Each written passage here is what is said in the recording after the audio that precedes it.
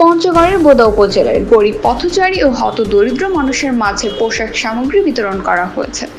আপনার অপ্রয়োজনীয় পোশাক আর বই রেখে যান ও আপনার প্রয়োজনীয় পোশাক আর বই নিয়ে যান, এই স্লোগানকে সামনে রেখে এই সকল সামগ্রী বিতরণ করেন আত্মার বন্ধন ফাউন্ডেশন নামে একটি স্বেচ্ছাসেবী সংগঠন। বৃহস্পতিবার 14 নভেম্বর দুপুরে বোদা উপজেলার ময়দান দিঘি বিএল উচ্চ বিদ্যালয়ের মাঠে 15 দিন ব্যাপী এই কর্মসূচি পালন করে।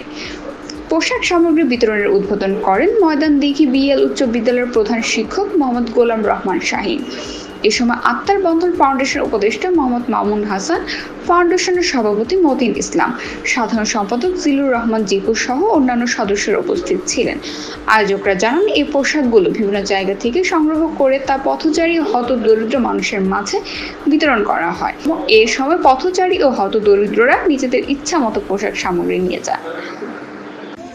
আমাদের আত্মার বন্ধন সংগঠনের মূল লক্ষ্য হচ্ছে আমরা স্বেচ্ছায় মানুষের কাজে নিয়োজিত আছি এবং মানুষের প্রয়োজনীয় জিনিসগুলো যেগুলো না লাগে আমরা অপ্রয়োজনীয় ফেরত নিই, যাদের প্রয়োজন হয় তাদের কাছে আমরা বিতরণ করে দিই এই মানবতার দেওয়াল থেকে।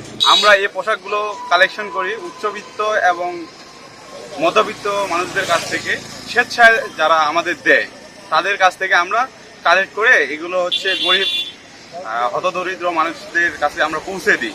এটা হচ্ছে আমাদের আত্মার বন্ধনের মূল লক্ষ্য এবং উদ্দেশ্য।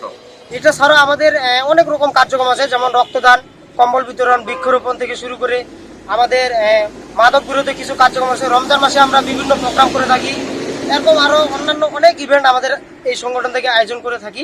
আমরা মূলত সম্মিলিত সবার সহযোগিতায় এবং আমাদের পঞ্চগড়ের যারা মানুষ আছে তাদের জন্যই আমরা মূলত কাজ করি।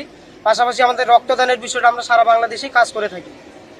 আত্মার বন্ধন কর্তৃক আয়োজিত এই মানবতার দেওয়াল, এই সংগঠনটি কর্তৃক যে আজকে শীতার্ত বস্ত্র বিতরণ করছে গরিব এবং হতদরিদ্র মানুষের মাঝে, সেটা অত্যন্ত ভালো এবং চমৎকার। এটা দেশে আর বিভিন্ন জায়গায় এই ব্যবস্থা হোক এবং আব্দুল মতিনের এইটা আরো প্রসারিত হোক, এই আমি কামনা করি। এটা